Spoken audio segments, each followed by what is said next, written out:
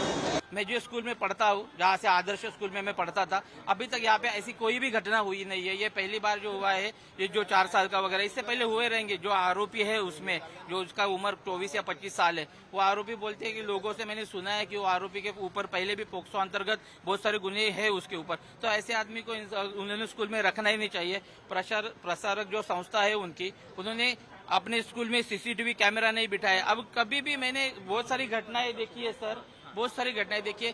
सब कुछ होने के बाद इनको याद आता है सीसीटीवी बिठाओ। ऐसा क्यों? आपके बच्चे नहीं पढ़ते? आपकी माता बहनें नहीं है क्या? आप लोगों ने समझना मांगता ना, आप हमसे इतना पैसा लेते हो, इतने सारे हमसे फीस लेते हो, तो आपका काम है। हम अपने बच्चों को स्कूल में भेजते हैं। क्यों भेजते हैं? आपके भरोसे पे भेजते हैं। नहीं तो हम घर में भी पढ़ा सकते हैं ना। तो इतना पैसा देके आप लोगों को हम भेजेंगे, आप सिक्योरिटी भी चेक नहीं करते हो। हम क्या सोचते हैं, हम हमारे टीचर स्कूल है, उनके भरोसे भेज देते हैं। आरोपी के साथ क्या होना चाहिए आप बोल रहे हैं? मैं तो बोलता हूँ सीधा, अगर इस देश में अगर आपको ये रेपिस ये बंद करना है तो खुलेआम 1 या 2 अपराधी को खुलेआम फांसी दो जनता के सामने, या फिर खुलेआम जला दो। मेरी तो एक ही कहना है, अपने आप रेप बंद हो जाएगा। इस मामले में पुलिस का क्या भूमिका? पुलिस का तो सर मैं पुलिस के पहले से अगेंस्ट हूँ। पुलिस कुछ काम की नहीं है। पुलिस सिर्फ नेता लोगों के तलवे चाटती है, बाकी कुछ भी करती नहीं है। चाहे तो कुछ भी नहीं, आप कुछ भी करो। पुलिस हर बार बोलती है हमें सहकार्य करो, लेकिन कितना सहकार्य करे जनता? केस रजिस्टर की बात ही नहीं सर। हम आपको, उन्होंने केस रजिस्टर किया 12 घंटे के बाद। ये हुआ है 12 तारीख को, केस रजिस्टर हुआ है 14 तारीख को। 2 दिन के बाद अगर ये क्या करते ये लोग?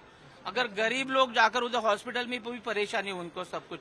लेकिन आपको ये सारी चीजें देश में अगर बंद करनी है तो आपको कानून में एक कानून तो बदलना पड़ेगा, या फिर जैसे बाहर कंट्री में जैसे होता है वैसे अपन को भी करना पड़ेगा। क्योंकि वही एक चीज है जो ये रेप को बंद कर सकती है। अदरवाइज कोई भी चीज नहीं है।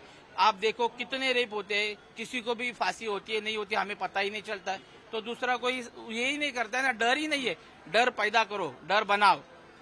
डर अगर बनाओगे तो ये चीजें होने वाली है, नहीं तो जिंदगी में कभी भी ना आपकी माँ बहन सुरक्षित है, ना मेरी माँ बहन सुरक्षित। ये जो आक्रोश है ये जनता का पूरी सिस्टम के लिए है।